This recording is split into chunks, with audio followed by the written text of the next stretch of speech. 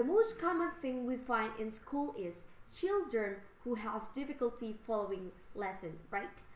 We often categorize these children as lazy or naughty, even though in reality they are children who have difficulty following lesson in class or 8th their grade. Nothing else. We believe this is caused by the current status quo, where the school entry is based on age and not based on the intelligence and competence of each student. That's why our stance is clear. In order to create more qualified nation's children in the future, we as the government team would abolish primary and middle school years that group of children based on age and instead group them by the competency and intelligence. Two things to notice in this motion. First, how do we define group of children based on age? This is related to the current status quo, where children must be 7 years old to be able to enter elementary school. When the age of entering elementary school has been determined, other grades will definitely follow. Second, what we mean by group of them by competency and intelligence is that we want academic tests and that include main subjects such as language, math, etc. We believe that a system that groups children based on age is not the right choice. Some children may find it difficult to understand the material well, and some of them actually think that is too easy for them. 3 arguments about this motion. First, why we need to abolish. 2, why is it justified to abolish? And 3, how to abolish. First argument, why we need to abolish. Maturity cannot be measured by age. A kid who is 6 but more likely like 8 years old in the way they are thinking is probably more like a 7 or a right years old the way she feels. When the requirements for entering school are determined by age, it means that we are limiting their potential to develop faster. Those who have more ability than others tend to take lessons for granted and feel that it is too easy for them, while those who are not very smart will have a great difficulty with class lesson. When classes are not arranged based on intelligence, the teacher will teach them in the same way. This might be said to be equality, but that's not the point.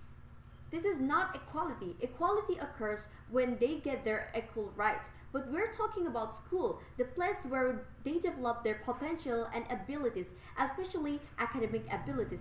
Arranging them based on age is a crazy thing. They have to be treated according to their thinking capacity because we go to school to be smarter, right?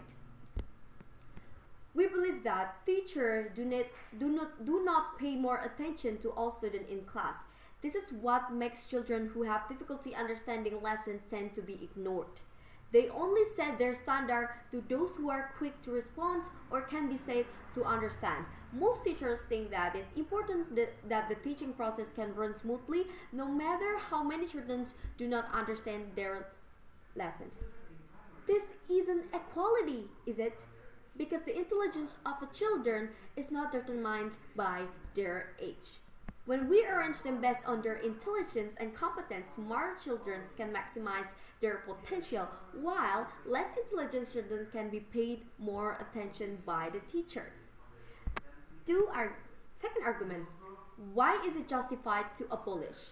When we're arranging them by age, we believe this is not effective. Why?